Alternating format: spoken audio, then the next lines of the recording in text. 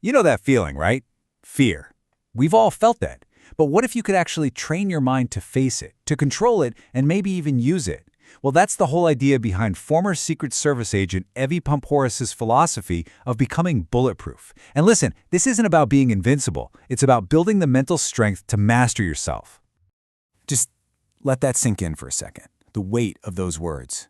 That feeling of complete and utter helplessness. Watching a disaster unfold and being totally unable to stop it. Now, who do you think would say something like that? The person who said that was Evie Pomporis herself. She was standing right there at the base of the World Trade Center on 9/11. And that one single, devastating moment, well, it became the starting point for a lifelong mission to understand and conquer fear. So let's go back to that day. Because to really understand how you build a bulletproof mind, you have to first understand the moment that made it so necessary. And it all starts with a sight that is just unimaginable. As the towers were burning, she saw people making the impossible choice to jump rather than burn to death. It was completely overwhelming, paralyzing. And a colleague standing right next to her, watching the exact same thing, just asked, "What can we possibly do to stop that?" And right there, that's the first critical choice we all have to make when we're faced with something huge. Do you freeze up in the face of helplessness, or do you act? Look, Pomporis and her team, they couldn't stop the towers from falling. They knew that. But they could set up a triage station. They couldn't save everybody, but they could focus on helping one person at a time. That small action, it was the first step away from being paralyzed by fear. And that choice, the choice to act, it laid the foundation for the whole idea of the book. Mental strength isn't something you just have. Nope, it's something you build, layer by layer, just like a piece of physical armor.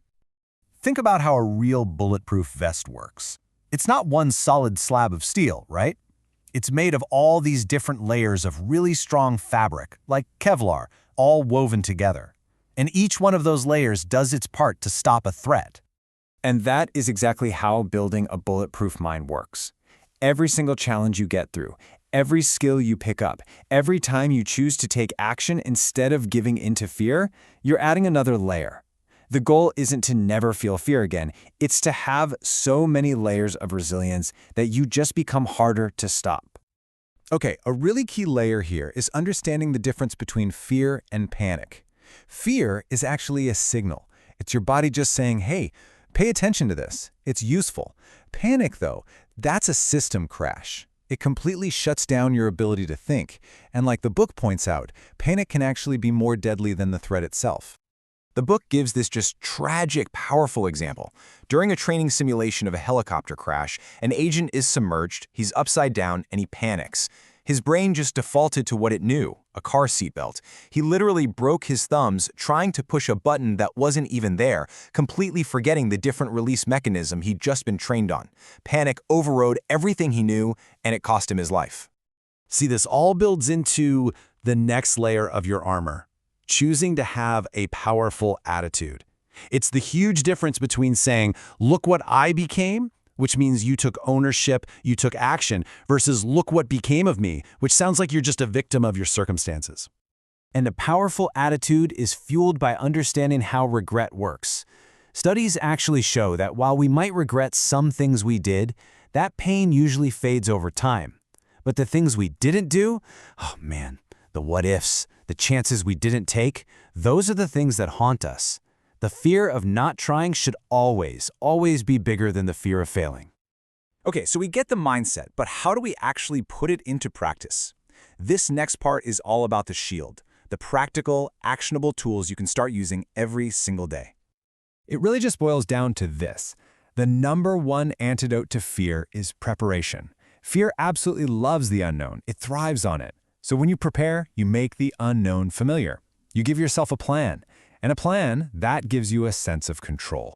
And here's a super simple way to put that into practice. Anywhere you go, a coffee shop, a movie theater, wherever, just take 5 seconds and make a quick plan. Step 1, assess. Find at least 2 ways out. Step 2, evacuate. Know your route out of there. And step 3, harden up. If you can't get out, know where you could find solid cover. It sounds simple, but this little habit builds a constant state of awareness. This is a lesson so many of us need to hear.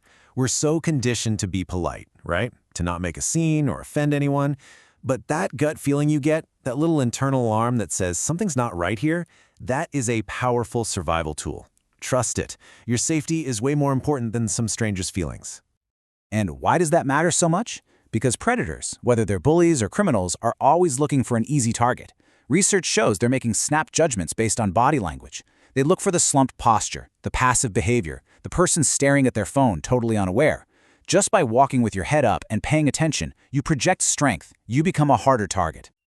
All right, we've talked about the catalyst for this journey, the mindset you need, and the tools to get you there. But what's it all for? What's the point? This last part brings it all home. This quote takes us right back to 9/11.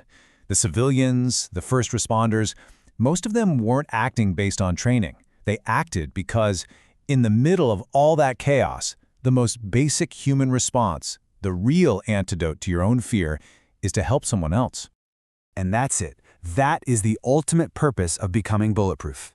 You build all these layers of mental armor and resilience, not just to protect yourself, but to become strong enough to be a shield for other people. The whole journey from fear finds its real meaning when you use it in service to others.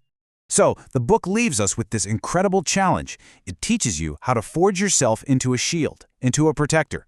The final question isn't whether or not you can become strong, it's what are you going to do with that strength? You are the hero you've been waiting for. So the real question is, who are you going to help?